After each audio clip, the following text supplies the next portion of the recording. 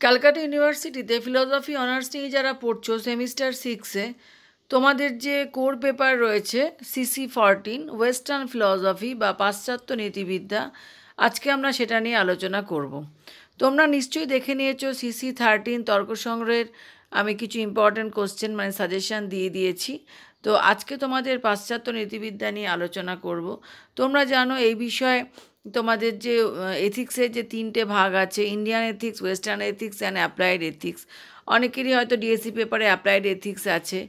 তো এই যে পাশ্চাত্য নীতিবিদ্যা নিয়ে তোমরা পড়বে, পাশ্চাত্য নীতিবিদ্যার ওপরে তোমাদের অনেক বই আছে।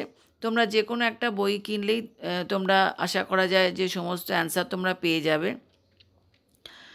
পাশ্চাত্য নীতিবিদ্যার ওপর তোমাদের রয়েছে সমরেন্দ্র ভট্টাচার্য রয়েছে, তোমার মৃণালকান্তি ভদ্র আছে, সোমনাথ চক্রবর্তী আছেন।